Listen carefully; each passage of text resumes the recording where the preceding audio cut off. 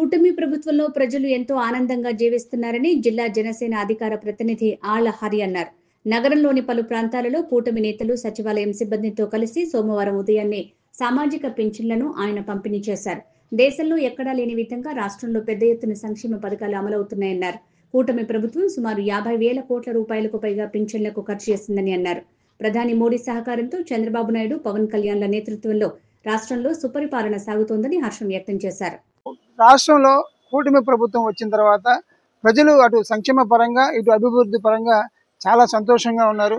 గత 5 సంవత్సరాలు బిక్కుబిక్కుమంటూ బతికినటువంటి ప్రజలు ఈ రోజున సుఖ సంతోషాలతో ఆనందాలతో ఉన్నారు. ఎందుకంటే ఒకవైపు సంక్షేమ పథకాలు, ఎన్నో ఆర్థిక ఇబ్బందులు ఉన్నా కూడా సంక్షేమ పథకాలు జరుగుతూ ఉన్నాయి. మరోవైపు కనీ వీని ఎరుగని రీతిలో అటు అమరావతి కానీ, పోలవరం కానివ్వండి, అటువైపు వైజాగ్ స్టీల్ కానివ్వండి, ప్రతి చోట అభివృద్ధి కార్యక్రమాలు జరుగుతూ ఉన్నాయి. చంద్రబాబు నాయుడు గారు, పవన్ కళ్యాణ్ గారు, మోదీ గారి ఆధ్వర్యంలో రాష్ట్రం సుభిక్షంగా ఉందని చెప్పి తెలియజేస్తూ ప్రతి పేదవాడి ఆశీస్సులు, ప్రతి ఒక్క ప్రజల ఆశీస్సులు అందరూ కూడా ఈ కూటమి ప్రభుత్వాలకు ఉండాలని చెప్పి కోరుకుంటున్నాం.